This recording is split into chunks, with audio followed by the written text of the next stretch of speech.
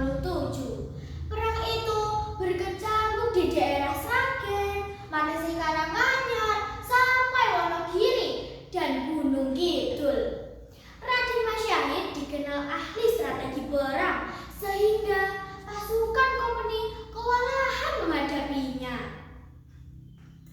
Kemudian pasukan kompeni mengerahkan segala kekuatannya untuk menghancurkan pasukan Raden Mas Syahid.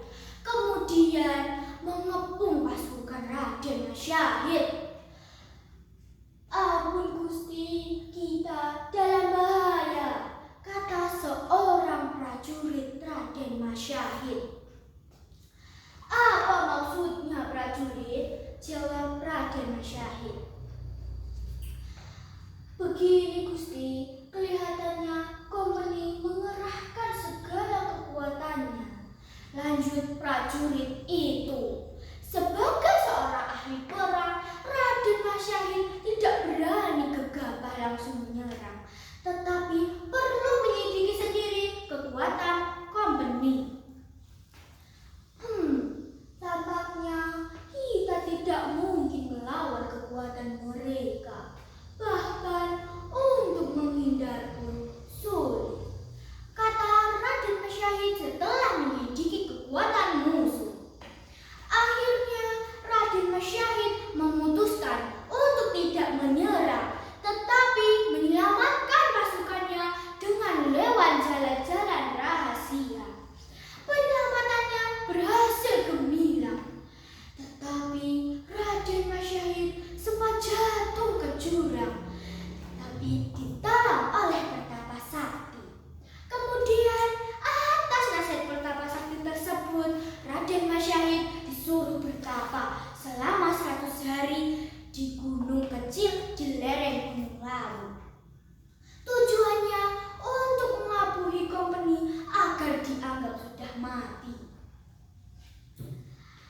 "Nak Mas Syahid, mulailah bertapa, memohon petunjuk dan pertolongan kepada Tuhan Sang Pencipta. Niscaya akan mengabulkan cita-citanya Nak Mas Syahid," kata Pertapa Sakti itu. Pertapa Sakti itu dapat datang dan pergi bagaikan angin. Mulailah Raden Mas Syahid bertapa menahan lapar dan dahaga selama 100 hari lamanya. Tepat di hari ke-100, ia dibangunkan oleh sebuah suara. "Aku Raden Gunung ini, Raden, permohonanmu dikabulkan. Sebagai tandanya, Raden akan berjumpa kembali dengan pasukan Raden di kaki gunung ini." Raden Gunung itu juga mengatakan kepada Raden Mas Syahid, prajurit Raden Mas Syahid sekarang bukan hanya tampak saja, tetapi didukung oleh prajurit yang tidak tampak. Raden Mas Syahid jadi yakin bahwa dengan ribuan prajurit itu, cita-citanya akan segera terwujud. Benar Raden, cita-cita Raden akan segera terwujud. Maka dari itulah tempat Raden bertapa ini namakanlah Mengadep Gumang Raden Mas Syahid. Benar Raden, karena dari tempat gunung Mengadep ini, Raden akan selalu unggul dalam setiap pertempuran.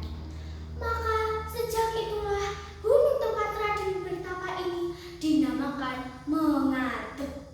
Ketika Raden Mas Syahid wafat, juga dikebumikan di puncak gunung